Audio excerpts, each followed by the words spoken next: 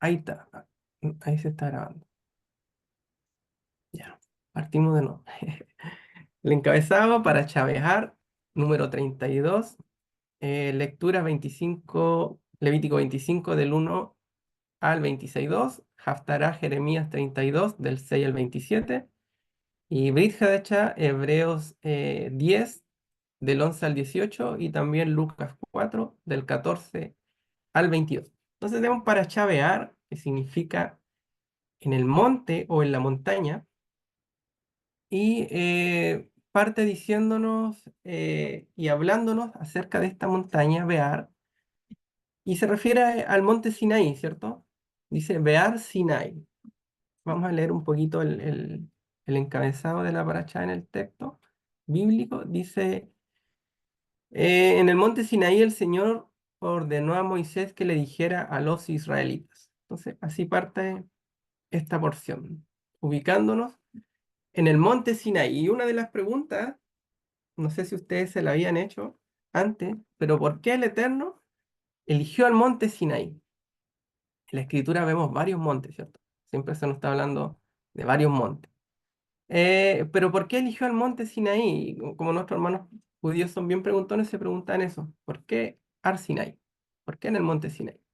Entonces, el Midrash comenta que el monte Sinaí fue elegido para entregar la Torah específicamente, no por ser el monte más grande o por ser el monte más maravilloso. De hecho, dice que el Eterno preguntó a los montes. Esto es a manera de parábola, ¿cierto? Que ellos comentan. A manera de parábola dice, ¿por qué? O sea, el Eterno dijo, ¿quién quiere ser el monte elegido? Y todos, yo porque yo soy el más grande. No, yo porque soy el más lindo. No, yo porque soy el más robusto. Y el Eterno dijo, no, yo necesito otras características. Y el monte Sinaí tenía la característica de la humildad. Soy acá, sino que él estaba ubicado dentro de lo que era la humildad, que era lo que necesitaba Hashem para poder entregar su Torah. De hecho, bueno, en otras partes aparece con el monte Horeb, pero generalmente se conoce con el monte Sinaí, que muchos piensan que puede venir de Siná, de Sené, perdón, la palabra hebrea Sené, que significa zarza.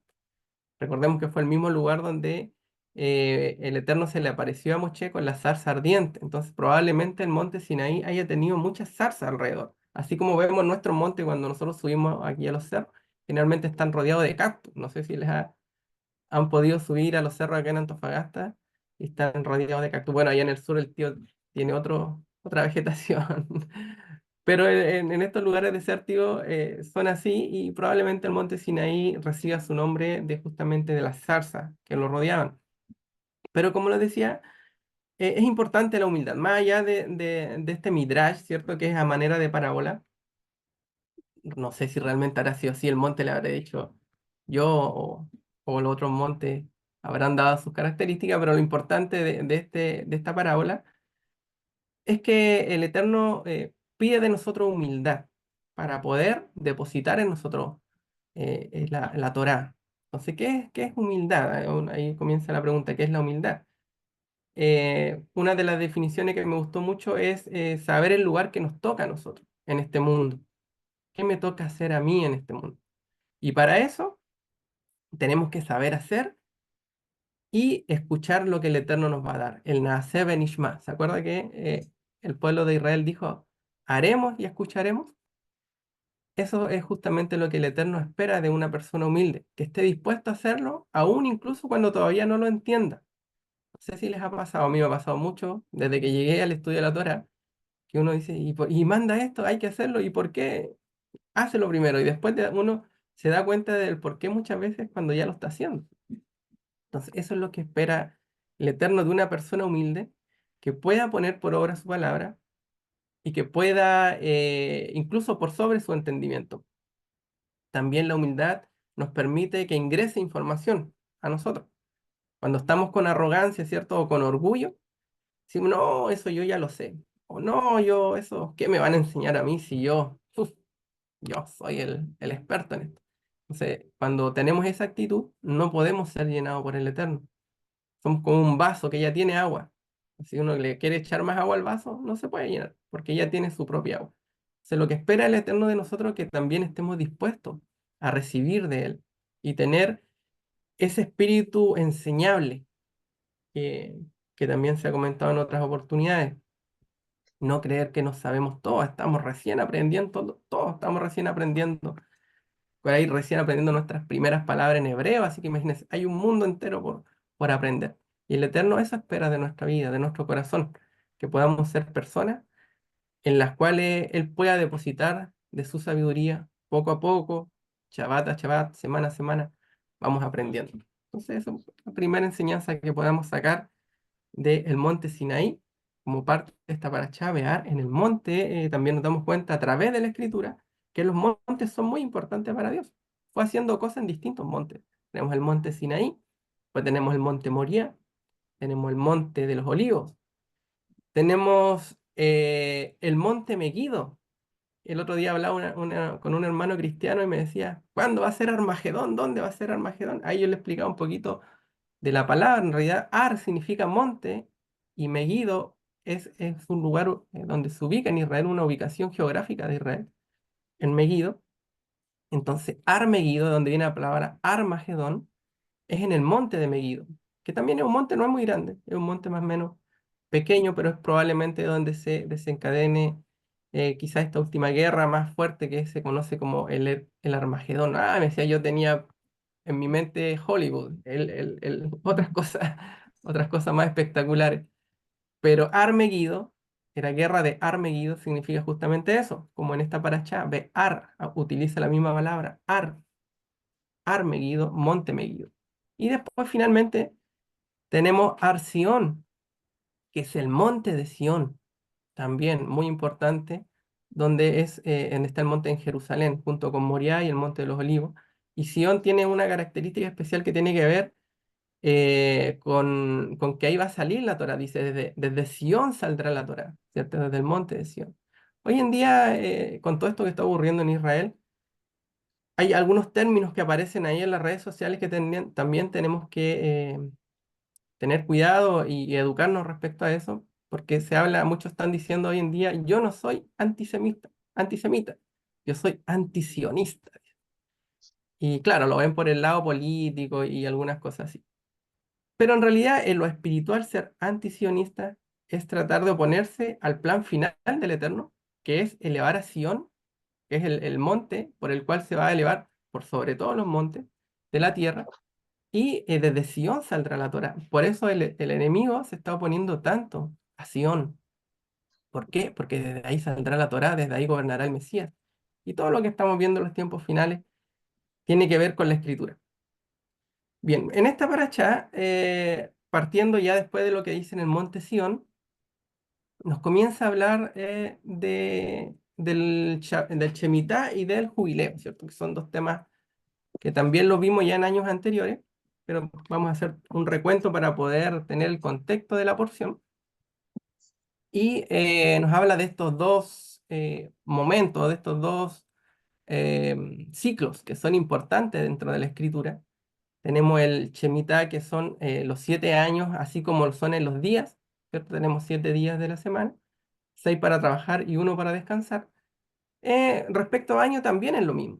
Tenemos 6 años de trabajo y un año para descansar. Lo que nosotros conocemos como año sabático. Hay personas que tienen esa posibilidad y se toman un año sabático. A veces se da mucho con los muchachos que salen de cuarto medio, ¿cierto? Cuando todavía no saben qué estudiar y están ahí y en esta decisión importante se toman un año sabático para meditar y ver cuál es su destino. Después tenemos el Yovel, que son esta serie de 7 Shemitah, muy parecido también a lo que es el conteo del Homer, que se lleva semana a semana, ¿cierto? Para llegar a un día 50. Esto es lo mismo, pero en años. Tenemos semanas de año y tenemos jubileos, que son las 7 semanas de año. Entonces, es importante que el concepto de semana es una herencia de la escritura para la humanidad. Porque si bien un día, ¿cómo determinamos un día? Lo podemos determinar por las señales en los cielos, ¿cierto? Cuando ya cae el sol, sobre todo el día hebreo, cuando cae el sol tenemos una señal en los cielos, aparecen tres estrellas, los tres testigos, o dos testigos, pueden ser dos o tres, y una vez que ya cae el sol y el cielo comienza a verse ya medio azulito oscuro y aparecen las tres primeras estrellas, ya comenzó el siguiente día. Esa es la señal hebrea para el comienzo del día. También tenemos para los meses, ¿cierto? La luna renovada, el Rosh Hodesh, y después para los años tenemos el conteo de los meses de estas 12 Rosh Hodesh o 13 en algunas ocasiones. Pero el ciclo de la semana no tiene ninguna señal en los cielos. Solamente el mandamiento de Dios que viene desde Génesis, que dijo, 6 días se trabajarán y el séptimo día descansarán. Y así, ese patrón que nace en la Torá en Israel, se extrapoló a todas las naciones, a todo el mundo. Y hoy en día todo el mundo está organizado por semanas. Y a veces personas que son ateas, ¿cierto? Dicen, no, yo no creo en Dios, pero ¿y por qué guardas una semana? ¿Por qué no te organizas de 5 o de 10 días? ¿Por qué te organizas de 7 días? Ah, es que es así. Pero de ahí viene de la escritura. La semana de 7 días es una herencia de la escritura del pueblo de Israel para el resto de las naciones. Bien, dice, si miramos esto también, quizás ya como lo hemos visto en otra ocasión en el nivel básico o en el nivel, ¿cómo se llama? El Peshat, el literal, ¿cierto? Pero si comenzamos a ascender en niveles de interpretación, también el año Shemitah, que son los 7 años, así como tenemos semanas de días, semanas de años, tenemos semanas de milenios también. Entonces, el Shabbat o el Shabbat milenial o el Shemitah milenial es justamente este reino que estamos esperando que ocurra, que es el reino del Mesías. Recordemos que un día es como 1000 años y 1000 años es como un día. Entonces, si miramos la práctica de Shabbat, ¿qué hacemos nosotros en el Shabbat? Nos preparamos antes, ¿cierto? En el caso de nosotros, tratamos a veces de comenzar ya, bueno, generalmente pensando en la semana, toda la semana estamos pensando ya en el Shabbat y el día jueves o el viernes ya hacemos las últimas compras para tratar de dejar todo listo para el día sábado, descansar, ojalá el almuerzo esté listo, los pancitos de Shabbat y tratar de ese día reposar. Y cuando ya estamos previo al Shabbat, en los días, no sé, 5 de la tarde, 6 de la tarde, ya estamos casi listos. Siempre estamos haciendo ya los últimos arreglos, limpiando el piso, barriendo, ordenando. Con los niños chicos, a veces cuesta mantener ordenado desde mucho tiempo, porque uno ordena y después ellos ya a los 10 minutos ya tienen todo revuelto otra vez. Entonces siempre estamos como en la última hora del viernes antes de que caiga el sol, ordenando todo.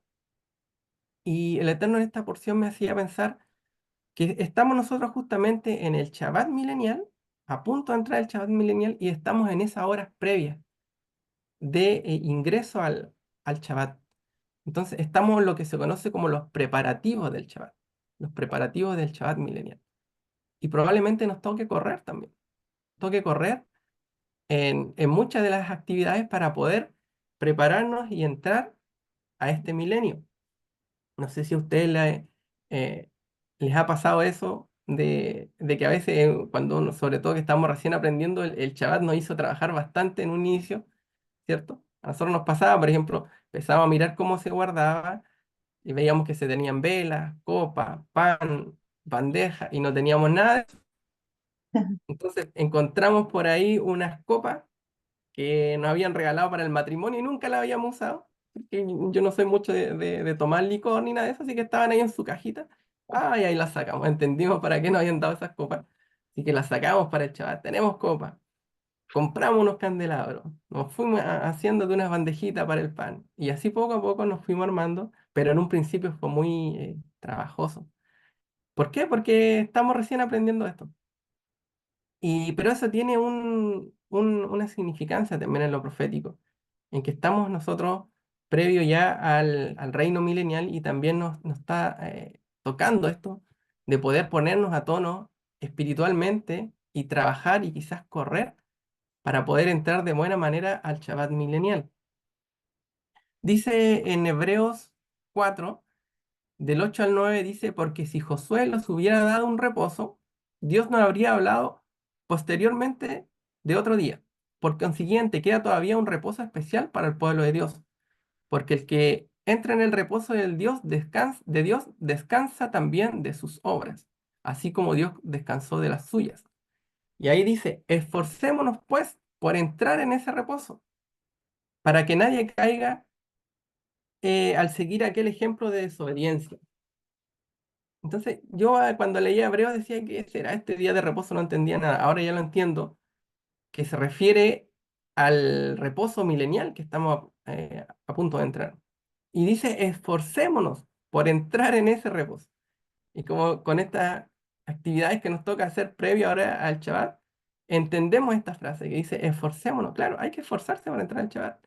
Nos toca correr a veces, comprar las últimas cosas para aquí y para allá, cosas que estemos listitos para ese día de Shabbat.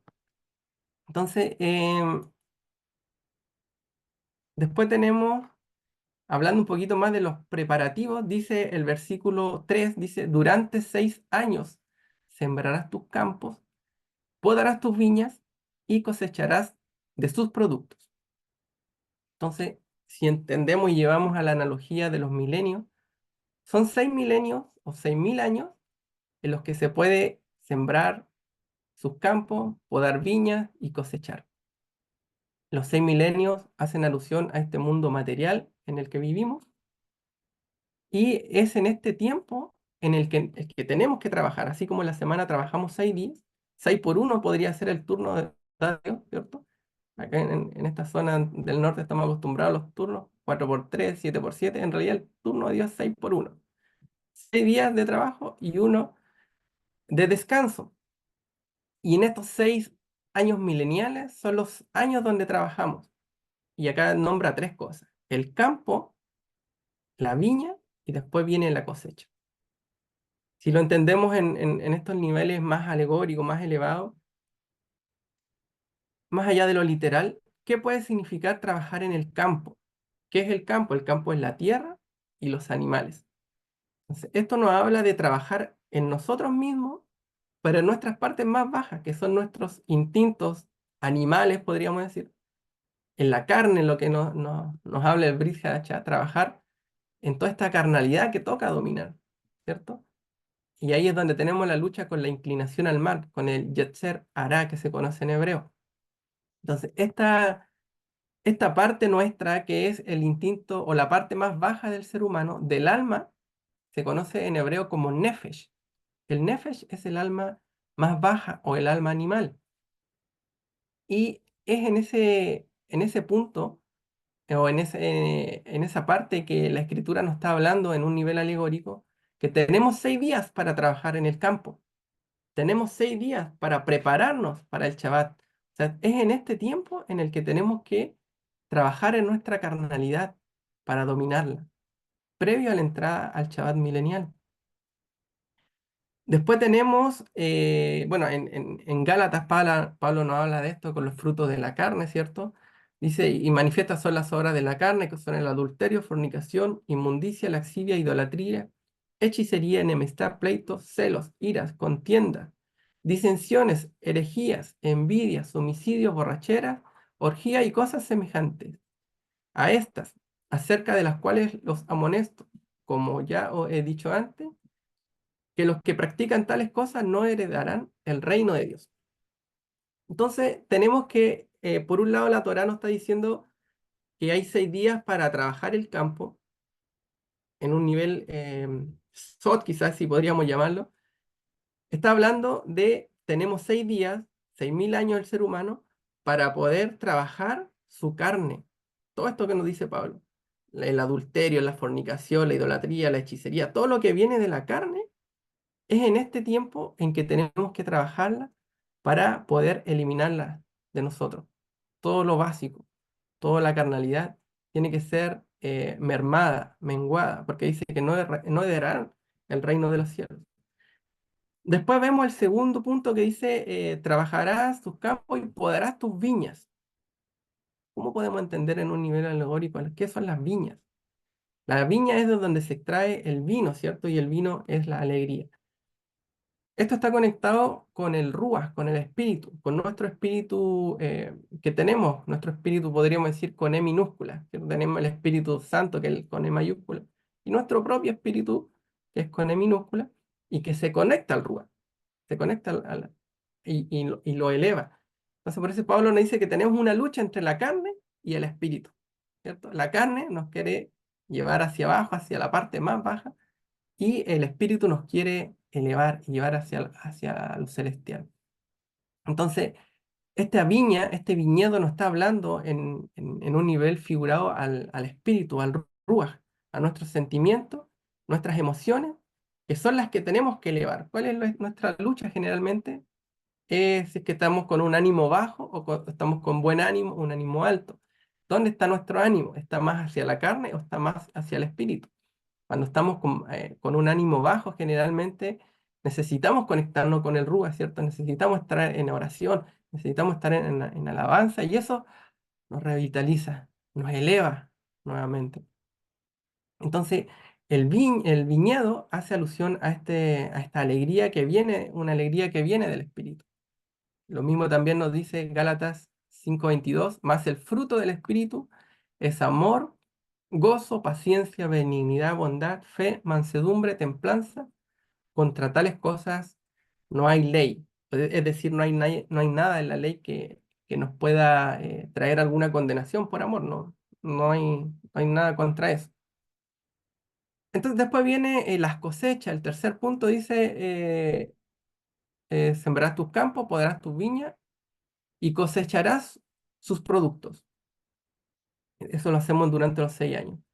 Las cosechas es la recolección de todo lo bueno que hemos hecho en este mundo actual. Esto se conecta con otro nivel de alma, que es el alma elevada. Tenemos el alma, el nefesh, que dijimos es el alma básica, animal, el ruach, que es el que se conecta al espíritu, y estos dos ayudan y elevan otro nivel que se llama nechama, que es el alma elevada, el pensamiento. Y esto es alusión a nuestros frutos que vamos a llevar al reino venidero. Como por ejemplo, como lo podríamos ver ahora, lo que recién comentamos, cuando cocinamos, perdón, para el Shabbat. Así preparamos eso en el quinto día, en el sexto día, ¿cierto? Para poder heredarlo al... Espera, que me están dando una llamada. Ya, ahí sí. Elevamos nuestra comida, la cocinamos, las preparamos para que pueda entrar al Shabbat. Entonces ahí es como que lleváramos nuestro trabajo del día previo y lo ingresamos al Shabbat. De la misma manera, esas son las cosechas, lo que nosotros producimos, lo que estamos recolectando en los 6 días para ingresarlo al día de Shabbat. Nuevamente. Espera, voy a ponerle silencio mejor al celular. No sé si les pasará, pero no sé por qué siempre llaman los sábados a ofrecer de todo. Eh, mm, entonces, y eso nos habla Yeshua. También en Marcos 4:20 dice, pero otros son como los sembrados en buen terreno. Oyen la palabra, la aceptan y producen una cosecha que rinde para 30, 60 y hasta 100 veces más. Entonces, ¿qué podemos aprender de esto? Que todo lo que nosotros trabajemos, toda la tarea que tengamos con nuestro propio ser, con nuestra propia conducta, con nuestros propios malos hábitos, podríamos decirlo, tenemos que tratarlo ahora, en este milenio, en los 6 días que tenemos para trabajar en eso. Porque cuando entremos al Shabbat milenial, ya debemos tener todo eso procesado. Se fijan, ya entramos al reino del Mesías con nuestros frutos. Ahí ya va a ser el tiempo de presentar la tarea. Es como cuando el profesor nos da una tarea, tenemos 6 días para hacerla y el día séptimo ya es para presentarla, para venir adelante y decir, mira, esto es lo que hice, así me fue, esto entendí, esto no entendí. Entonces, por eso es importante entender este ciclo de 7. No es que nosotros vamos a entrar al milenio y Yeshua ahí nos va a decir, ah, mira, ahora, o nosotros decir, ahora sí me pongo las pilas, ahora que ya vino el Mesías, ahora sí voy a dejar de hacer esto otro, porque ya estoy con el Mesías. No, cuando nosotros entremos y el Mesías venga, ya va a ser hora de presentar la tarea. ya tenemos que presentar nuestros frutos. Dice al 30, al 60 o al 100 por uno. Entonces, anhelamos la venida del Mesías, muy bien. Es algo que tenemos que hacer, que incluso yo creo que habíamos perdido. Un día hablaba también con otros amigos cristianos. Yo les decía, a veces nos centramos tanto en la visión de mi iglesia y lo que voy a hacer y mi ministerio, bla, bla, bla, y nos olvidamos de clamar por la venida del Mesías. Mesías, ven. ¿Acaso el Apocalipsis nos dice que el Espíritu y la novia dicen ven? Tenemos que anhelar la venida del Mesías. Pero junto con anhelar la venida del Mesías, tenemos que preparar nuestros frutos. No es solamente que llegue el Mesías, ya tráeme tu fruto. No, es que ahora recién yo voy a ponerme las pilas, Señor, ahora que te veo, ahora que estás acá, voy a sacar de mí todo esto no sé, mi maledicencia, mi hablar mal, mi murmuración, recién ahora, porque ahora sí ya estoy contigo y tú traes la revelación. No, la Torá nos dice que tenemos 6 días para trabajar y un día para descansar. En ese día ya no es tiempo de cosechar, ya no es tiempo de cortar, ya no es tiempo de podar, ya no es tiempo de ir a sacar fruto, es tiempo ya de presentar. Entonces, también eso es algo que nos desafía, yo creo, a todos, a decir cómo estamos para la venida del Mesías, cómo están nuestros frutos. ¿Estamos preparados para presentarnos? ¿En qué nivel? ¿Llegamos al 30? ¿Llegamos al 60? ¿O llegamos al 100? Y eso es un examen que tenemos que hacernos todos en nuestra intimidad, ¿cierto? Cada uno conoce su propio corazón y ver cómo estamos para poder entrar a este Shabbat milenial y poder presentarnos delante de nuestro Rey. Dice, pero llegado el 7.º año, la tierra gozará de un año de reposo en honor al Señor. No sembrarás tus campos ni podarás tus viñas. ¿Se fijan? En el reino venidero, en el Olam Jabá, ya no se pueden realizar acciones de rectificación. Debemos aprovechar este mundo en el que estamos actual para sembrar y podar las cosas espirituales para que podamos cosechar o entrar con estas cosechas al mundo venidero. Dice, no cegarás lo que haya brotado por sí mismo, ni vendimiarás las uvas de tus viñas, no cultivar. La tierra gozará de un año completo de reposo. Entonces, interesante que dice que no vendimiarás, que no cegarás lo que haya brotado por sí mismo, así como que fueran pequeñas plantas que brotan en el jardín, que comienzan a brotar, dice, ni eso vas a poder cortar. ¿Y qué nos enseña esta porción? O esta parte de la aliyá, que van a haber quizás pequeños mandamientos que hicimos en este mundo, que por muy pequeños que sean, van a comenzar a brotar y van a traspasar hasta el mundo venidero. A veces uno no piensa en eso. Hay pequeñas ayudas que yo hago quizás a una persona que un día ayudé, que la encontré por ahí y le di una ayuda y quizás esa ayuda para esa persona fue mucho. Quizás para mí fue poco, en un día le di un desayuno, un pan, no sé, alguna sedacá podría ser, pero quizás lo que no conocíamos nosotros que detrás de eso, esa persona estaba con una necesidad grande y quizás fue el único alimento de su día. O ayudamos a un amigo que en ese momento quizás fuimos su salvación y nosotros nunca lo supimos. Pero siempre nuestra intención estuvo eso de poder ayudar. Entonces, ¿qué dice la Torá? Hay pequeñas cosas que van a brotar que nosotros sembramos en este mundo, que no nos dimos cuenta, pero que van a traspasar al mundo venidero. Y ahí van a comenzar a brotar, a salir, a dar su fruto. Por eso dice, no cegarás lo que haya brotado por sí mismo. En hebreo habla de estas plantas pequeñas que van a traspasar lo que sembramos en este mundo. Por eso el poder prepararnos para el Shabbat milenial tiene que ver mucho con estos mandamientos que vamos haciendo cada día, cómo nos vamos preparando. Vamos a ver algunos mandamientos prácticos que están en la segunda lilla, que es un poco la promesa para este día de Shabbat. Y la segunda lilla nos habla también de varios mandamientos prácticos. Dice, por ejemplo, el versículo 25:14. Asimismo, si vendéis algo a vuestro prójimo o compráis algo de la mano de vuestro prójimo, no os hagáis mal el uno al otro. Entonces acá está hablando de relaciones comerciales. Interesante también.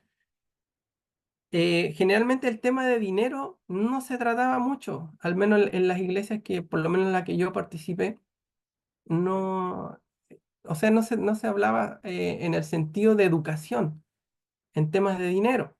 Generalmente teníamos la visión de que el dinero, no, eso no, eso es del diablo. El amor al dinero, el amor a Dios, ¿cierto? El que ama el dinero, y nos íbamos a extremos. Por un lado, o nos fijábamos mucho en el dinero o no hablábamos nada del dinero. ¿Se fija? De repente o todo era dinero o de repente nada era dinero. No había como un equilibrio. Y el Eterno sí nos habla del dinero, nos habla de las relaciones comerciales. Yo creo que eso nos hizo mucha falta en las congregaciones porque generalmente los principales enredos son por dinero, son por no tener una forma correcta de poder tratar este punto del dinero.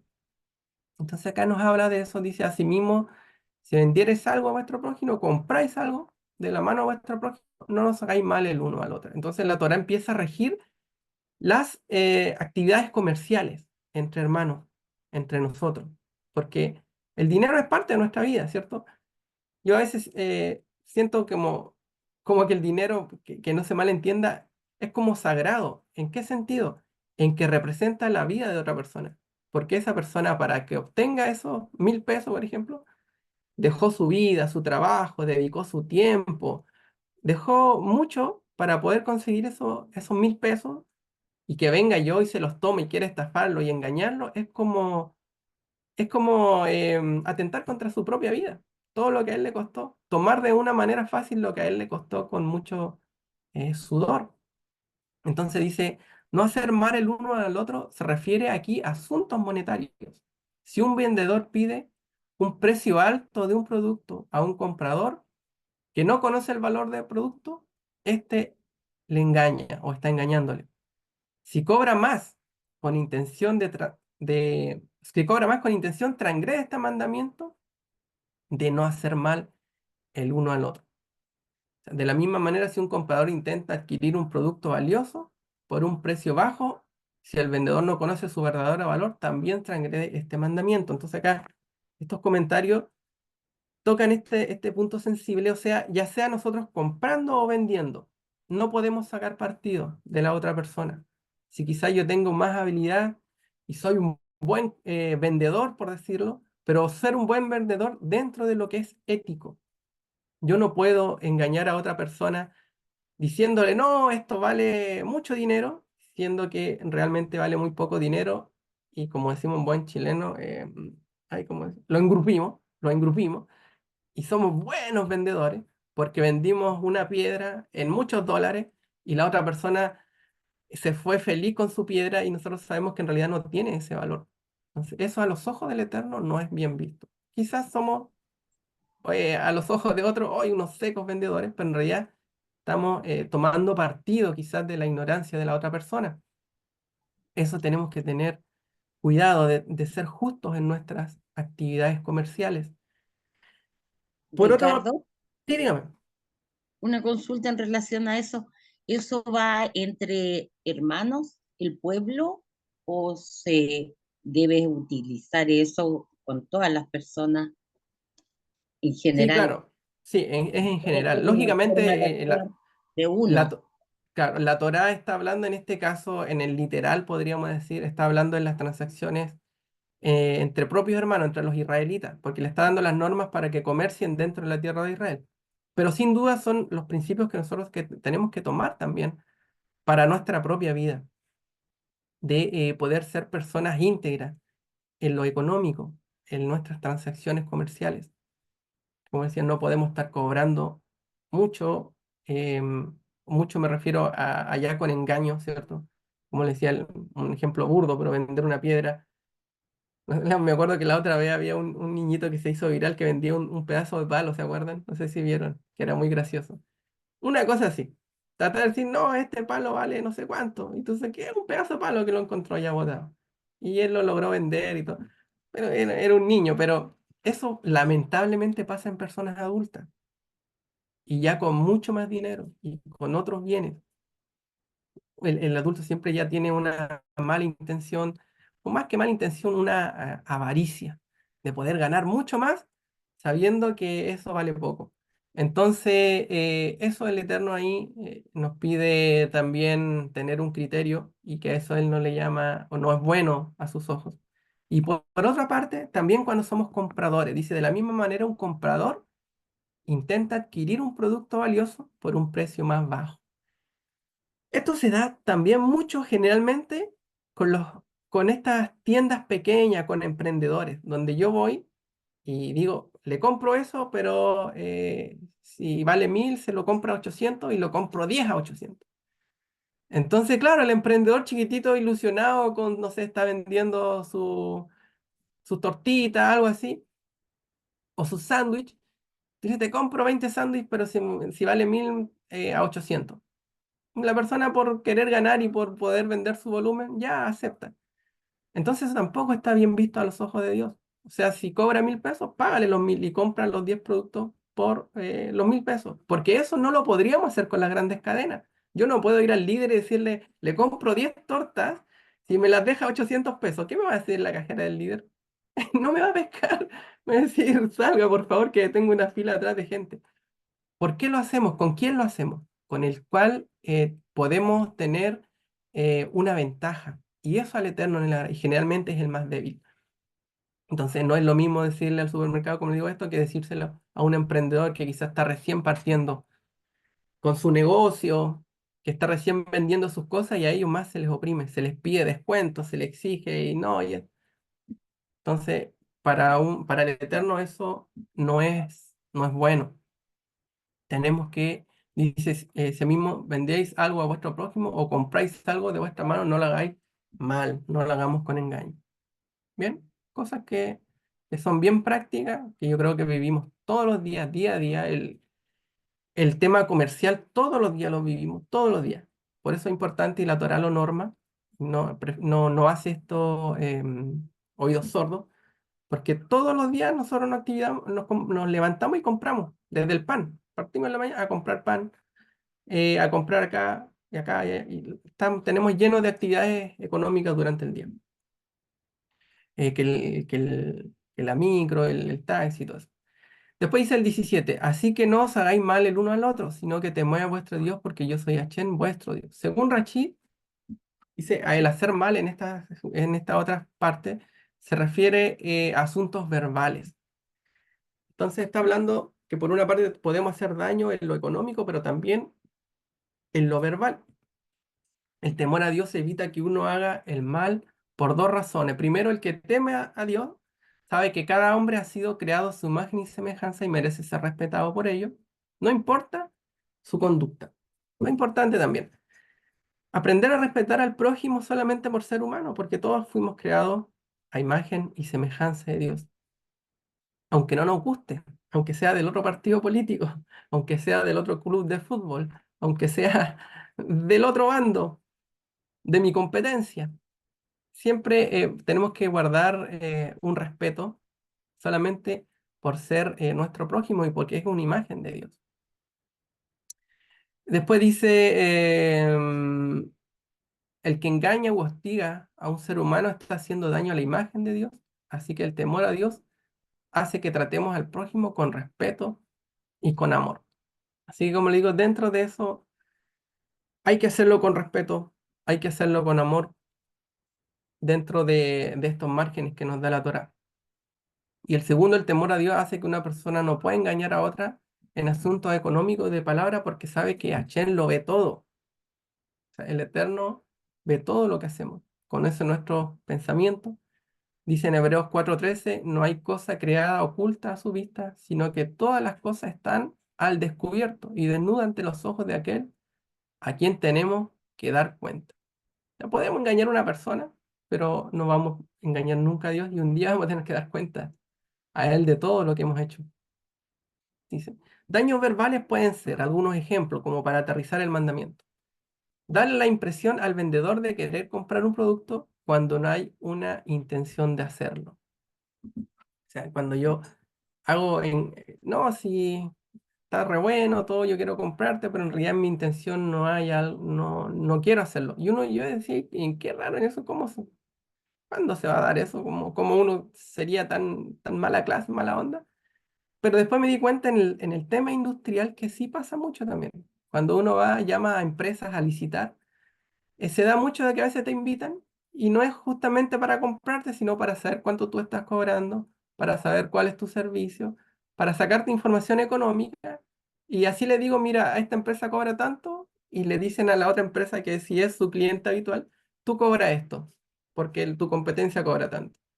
Entonces realmente no hay una intención de comprarte, sino de sacarte información económica para vaciarla en otro cliente, el cual sí es tu cliente. Entonces eso también hay que tener cuidado cuando uno está ya en niveles de mando, de que tiene este poder de comprar y vender, y a veces uno cotiza nomás por ahí y le hace creer a medio mundo que lo voy a comprar y en realidad solo quiero sacar la información. El Eterno nos llama a tener cuidado con eso. Recordar a una persona sus pecados del pasado también es hacerle daño verbal, o el de sus padres. También muy común eso. Uno dice, pero si yo te conozco de chico, ahora me venía a hablar de la Torá, si yo a este lo conozco, uf, si supiera. Entonces, eso la Torá también lo norma, dice, no podemos sacar a la luz los pecados de una persona del pasado o los de sus padres, no podemos sacarle en cara sus pecados. Dios no lo hace, Dios perdona nuestros pecados y los olvida. Por eso también dice, si ustedes perdonan los pecados a otros, también Él perdonará sus pecados, dice en el Padre nuestro. Tenemos que hacerlo de la misma manera. Si perdonamos a alguien, no es para que ya un par de tiempo más volvamos a sacarle el pecado y yo te conozco. A mí no me engañas, yo sé cómo tú eres. Después dice, decir al que está sufriendo lo que está haciendo por causa, que lo está haciendo por causa de sus pecados. Al que está sufriendo no podemos decirle, mira, en realidad lo que a ti te está pasando es por tus propios pecados. Dice la Escritura que eso no lo podemos hacer, no podemos ser tan crueles. Incluso un día aprendí a que no podemos ni siquiera, no es el momento de decirle todo ayuda para bien. Cierto que es una frase bíblica, todo ayuda para bien.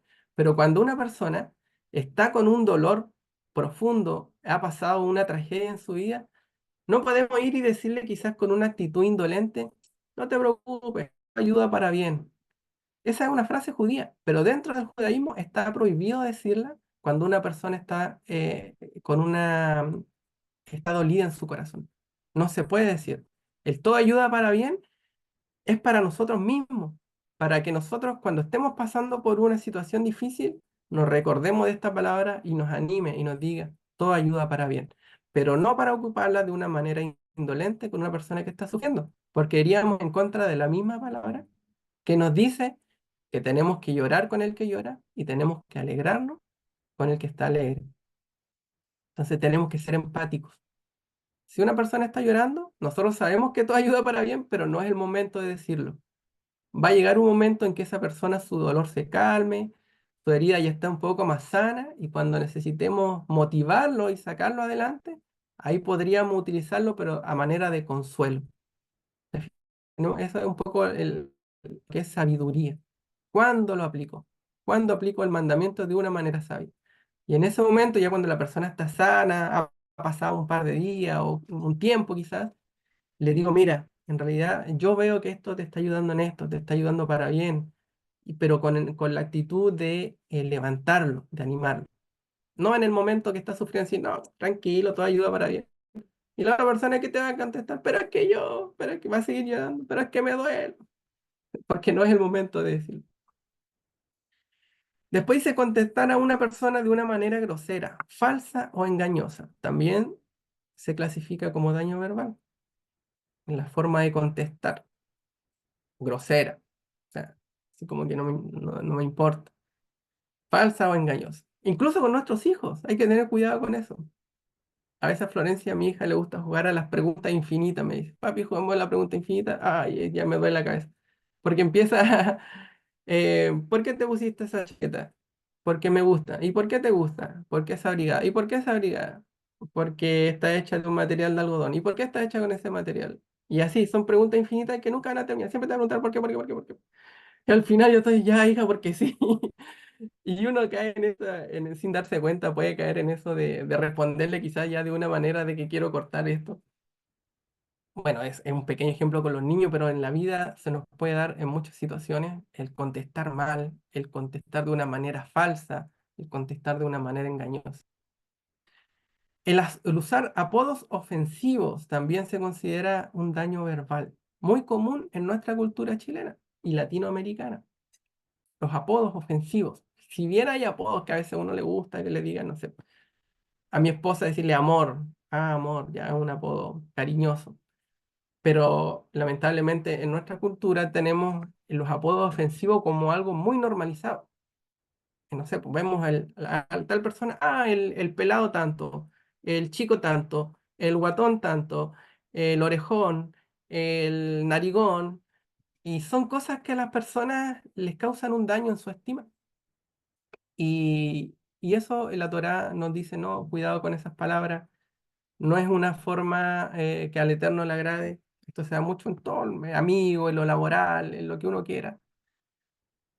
Y también en lo laboral, como esta parte de la porción, es quizá el contexto también tiene que ver con eso, con los empleados, con los siervos.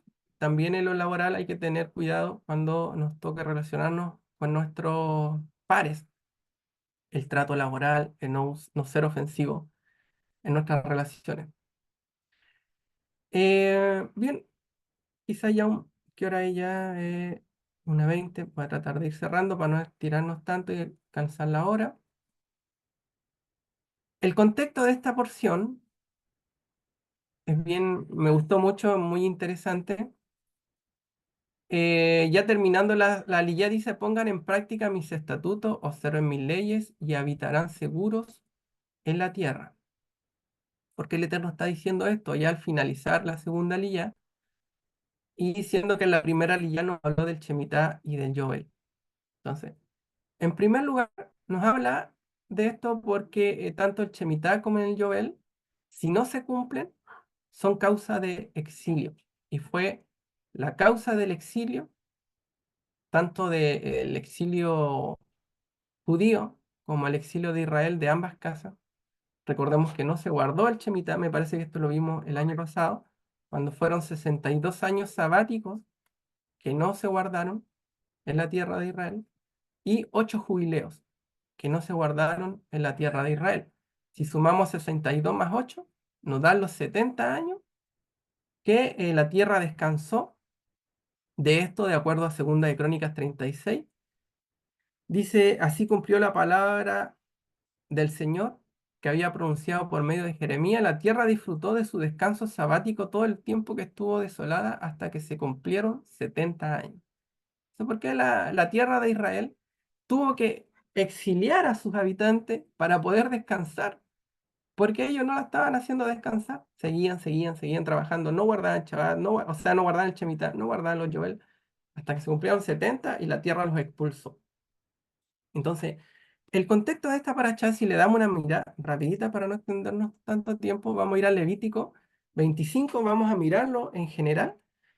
Dice, aparte hablándonos del año sabático, después parte hablándonos del año jubileo, y después en el versículo 18 en adelante parte hablándonos de las consecuencias de esta obediencia o de las consecuencias de la desobediencia. Y de ahí en adelante comienza un montón de leyes que tienen que ver con las propiedades, con los siervos, y termina la última liyá en el versículo 26, nos termina hablando de idolatría. ¿Y qué tiene que ver una cosa con otra? Partimos hablando con el Shemitah y terminamos hablando de los ídolos.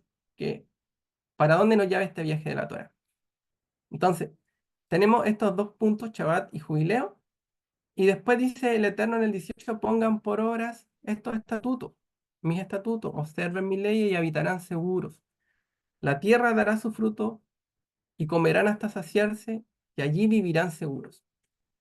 Entonces, hay una promesa del Eterno, si guardaban su Shemitah y su jubileos, su Yobel, que iban a habitar seguros.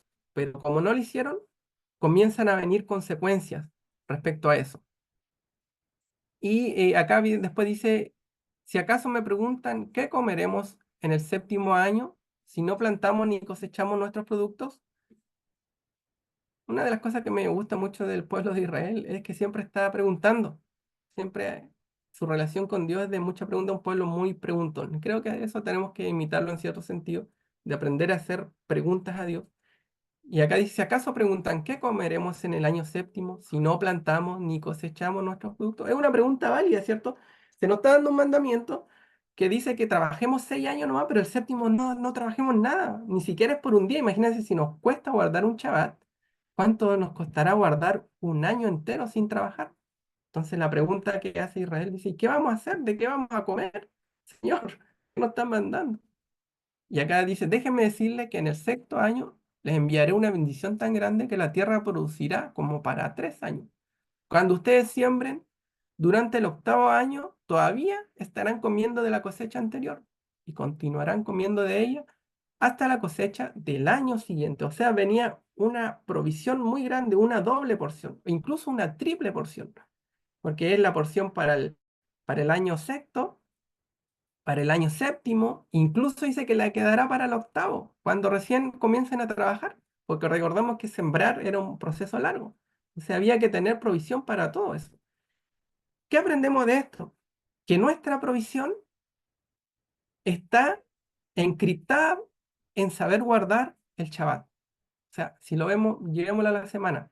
Si nosotros guardamos el Shabbat como Dios nos manda, como Dios nos corresponde, eh, de eso depende la provisión de los días que siguen, de los días siguientes. O sea, no es al revés.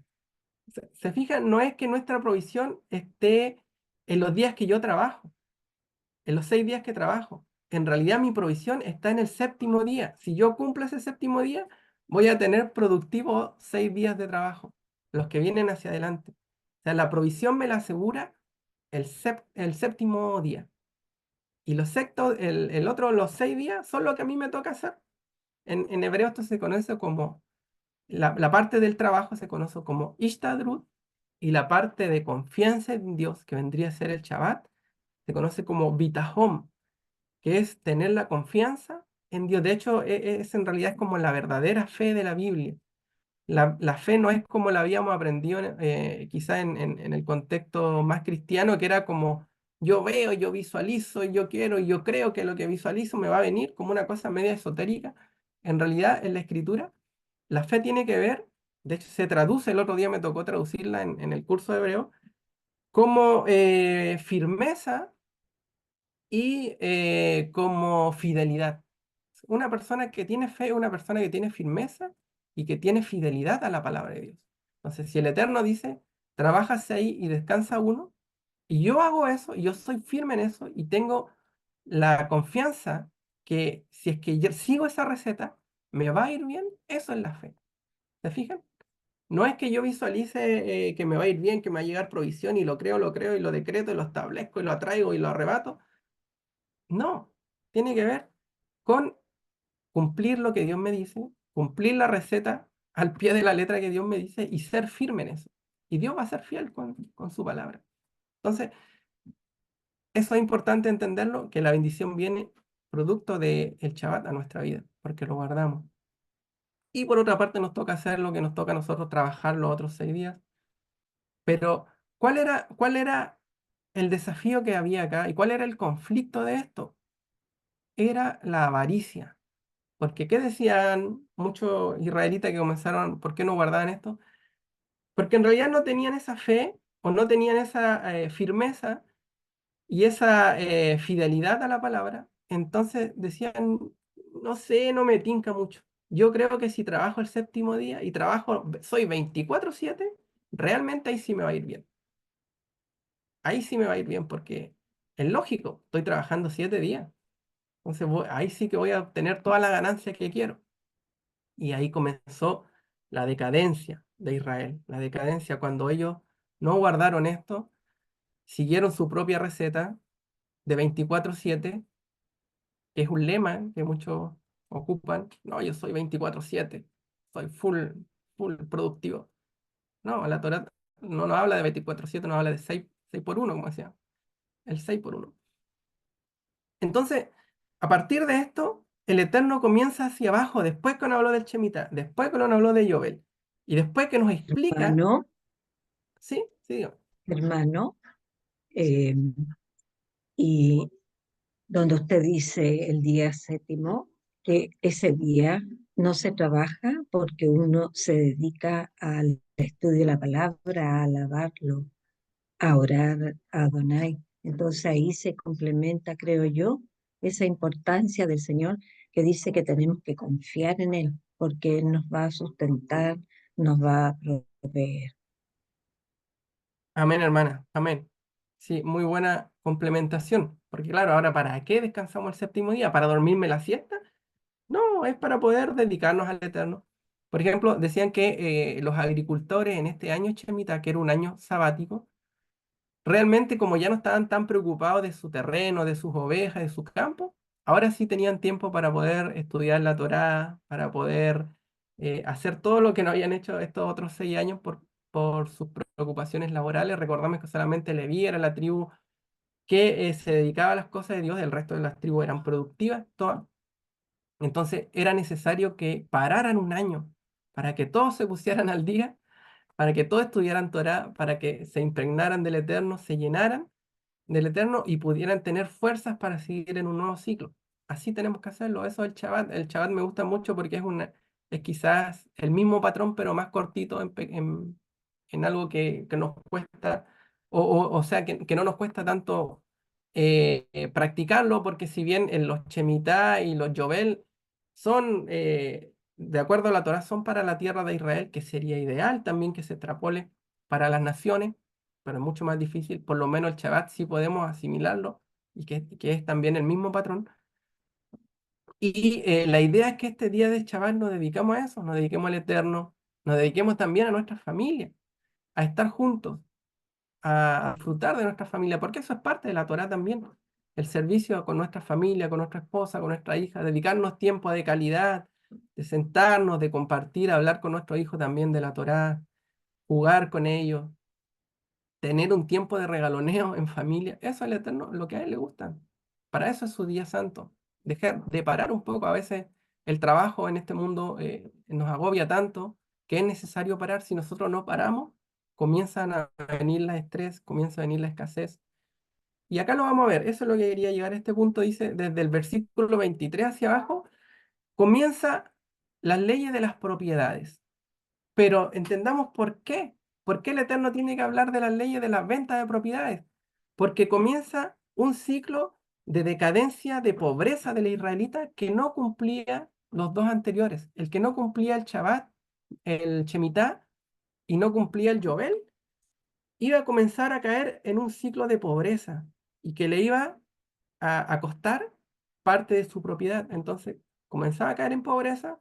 ¿Qué le iba a tocar hacer? Vender su propiedad. Y ahí es donde el Eterno, lo que recién leímos, normaba toda la forma de cómo hacer las transacciones comerciales al israelita que cayó en pobreza. Después más adelante sigue incluso diciendo, dice acá, vende parte de su heredad, parte vendiendo una parte de su heredad, que en este caso eran como arriendo, porque la tierra en sí no se podía vender, lo que se vendían eran las cosechas. Si yo tenía un campo de tantas hectáreas, y yo estoy mal económicamente porque no guardé el chemita, porque me puse a trabajar, porque mi corazón era más codicioso y no le creía tanto a Dios que esto iba a resultar. Entonces yo trabajaba igual y comenzaba a caer en un ciclo de pobreza. No tenía los resultados, la tierra no daba las cosechas que realmente yo pensaba que me iba a dar por trabajar más. Y comenzaba a caer en un ciclo de pobreza que me tocaba vender una parte, decir, mira, ¿sabéis que ese, el cuadradito de ahí al fondo, te lo arriendo a ti, tú trabájalo y me empieza a, me das un pago por eso? Entonces comenzaba yo a perder mi tierra. ¿Se fijan? Ya no era, si antes tenía 100%, ahora me iba quedando 80%. Y así cada vez iba vendiendo más porque no hacía lo que el Señor me pedía, que era guardar los chemitas. Entonces comienza este ciclo de pobreza. Por eso dice, si en caso que un compatriota se empobrezca y tenga que vender su heredad familiar, y ahí da todas las normas. Después sigue en el 35 nuevamente, dice, si alguno de tus compatriotas se empobrece y no tiene cómo sostenerlo, ayuda como lo ayudarías a un extranjero. Entonces ahí también manda al resto del pueblo a que ayude a esta persona que está con dificultades de pobreza, que está pasando por un momento difícil. Pero algo le pasó a Sarita, no sé si la escuchan llorar ahí. Deme un minutito a ver qué le pasó porque está llorando. Disculpe, hermano. Disculpe, disculpe.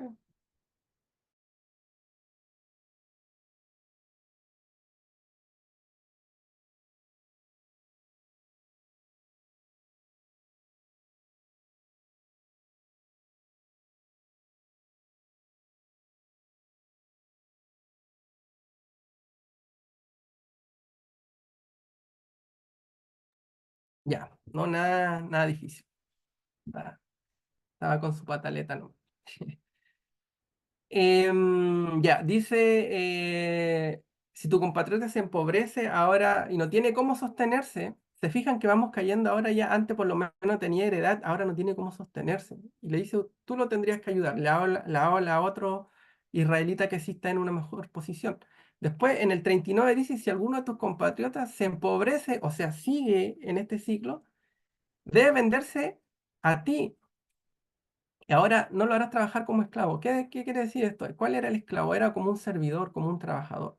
Entonces ahora ya esta persona fue cada vez cayendo más en pobreza y ahora le toca emplearse, podríamos decir, venderse como un servidor, en hebreo utiliza la palabra eved, que quizá en español esclavo uno se imagina una persona como esa esclavitud que conocemos de las películas, que los golpean, pero en realidad la escritura habla de un siervo, de un trabajador. O sea, él es un trabajador puertas adentro. Y después incluso en el 47 nuevamente dice, y si uno de tus compatriotas se empobrece y tiene que venderse al extranjero o a un familiar extranjero, es decir, una persona, recordemos que en Israel también podían venir extranjeros que hicieran conversión, y si a ese extranjero le iba bien, también podía contratar a esta persona. Incluso hay una parte que habla que puede vender su casa. Si alguno vende una casa en una ciudad amurallada, también tiene derecho, habla de la persona que tiene derecho a rescatarla. Entonces, ¿qué nos está hablando la paracha? Esta decadencia de pobreza que comienza a caer la persona por no seguir los mandamientos de Dios, por no guardar Shemitah, comienza a vender una parte de su parcela, por decirlo. Después comienza a vender la casa que donde vivía. Después tiene que pedir ayuda. Después tiene que pedir que alguien lo contrate. Y así va cayendo cada vez más profundo por no obedecer y finalmente termina en el versículo 26, ya hablándonos de idolatría. O sea, esta persona ya cae en un nivel tan profundo que incluso podríamos decir que vende su alma ahora ya a la idolatría. Por eso termina la porción diciendo, observen mi sábado y muestren reverencia a mi santuario, yo soy Adonai. Entonces, este es el ciclo que nosotros tenemos que ahora tener cuidado en nuestra vida. Cuando no hacemos caso a la palabra de Dios, comenzamos a caer en estos ciclos que son a veces un poco agobiantes de salir si es que no hay techubá, no hay retorno, no hay un arrepentimiento en nuestra vida. Esto a Israel le pasó, terminó en el exilio de Babilonia, terminó en el exilio de las otras 10 tribus, ambos reinos terminaron en el exilio, pero la buena noticia es que la Torá da una cláusula para que venga uno que está en una posición mayor y pueda pagar un rescate por esta persona y decirle, te puedo traer, yo te pago y te saco de esta situación de pobreza, yo pago lo que tú te habías vendido como esclavo, como siervo. Entonces, y ahí es donde entra nuestro Mesías Yeshua a tomar una relevancia muy importante en esta porción, ya para cerrar el comentario.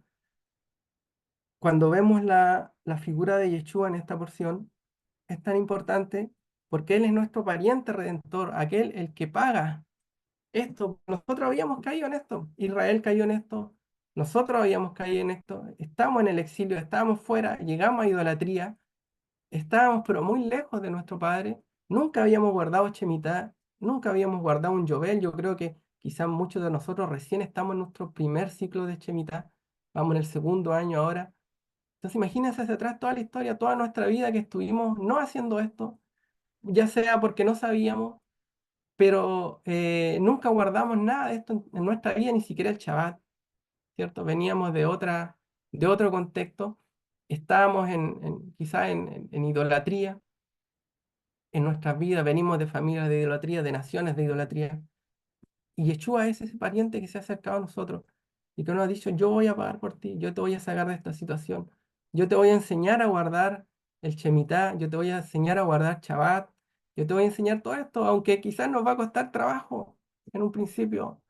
Eh, y a mí me emociona cuando ya comienzo a ver, y yo no soy muy llorón, pero estas cosas me conmueven cuando uno comienza a ver al Mesías en esto, como Él tenido misericordia de nosotros.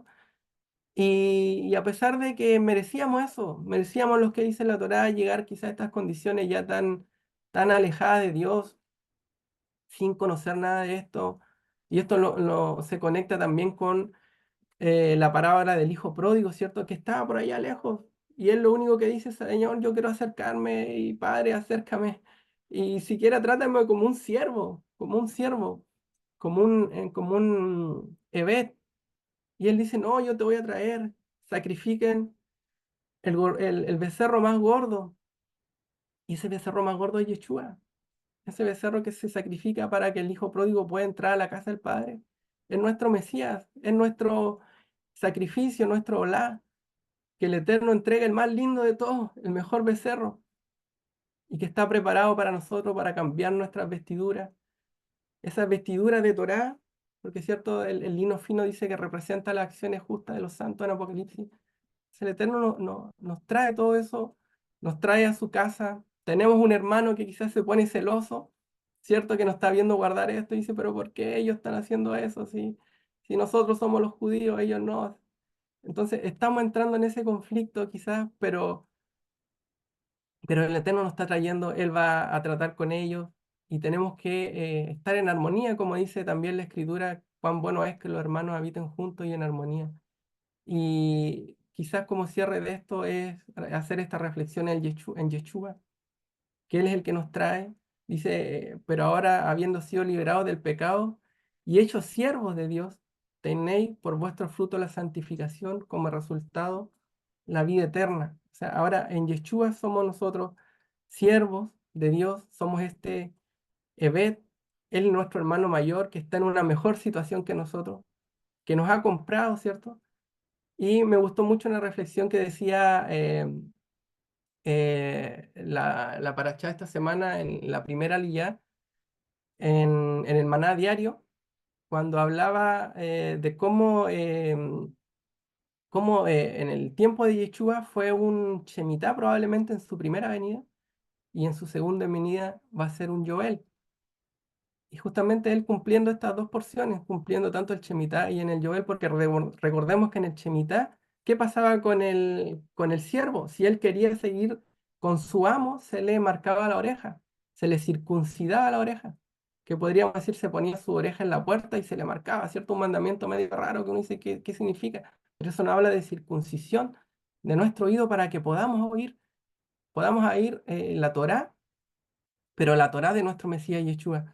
Entonces, y nosotros hemos sido marcados por él, él ha circuncidado nuestra oreja en su primera venida, en su Shemitah, para poder estar con él hasta el final, hasta que venga el Yobel en su segunda venida y podamos entrar con él en la libertad y él nos va a restaurar a nuestra herencia, nos va a restaurar a nuestra casa, nuestra porción, todo lo que quizás habíamos perdido y que hoy en día no tenemos, pero él nos va a restaurar a todo eso. Por eso es importante el- la figura de Yeshua en esta parashá.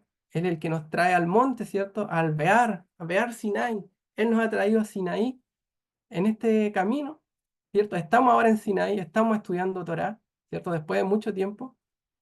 Pero recordemos que Sinaí fue una parada en el camino, no fue el objetivo final. A los 50 días llegamos a Sinaí, pero de Sinaí, ¿dónde vamos? A Sion. Vamos a Sion, porque Sinaí es la parada previa para prepararnos y ahora vamos camino a Sion. Por eso dice que de Sion saldrá la Torá. Por eso Yeshua nos está preparando, ahora nos ha traído al Ar Sinai. Estamos aquí en Bear, en la montaña, estamos en Bear Sinai estudiando Torá, pero vamos camino a Ar Sion, al monte de Sion, donde ese es el objetivo final. La Torá fue entregada a Moshe, pero la entrada a la tierra de Israel fue entregada a Josué, a Yoshua, que es una figura de nuestro Mesías, Yeshua. Así que eso, hermano, espero que esta porción le haya sido de bendición, que podamos seguir masticándola, hay mucho, mucho, mucho que ver con esto. Hay una conexión mesiánica tremenda y espero que les sean de bendición. Ya me pasé un poquito en el tiempo. Eso, hermano. Chao, chalón para todos.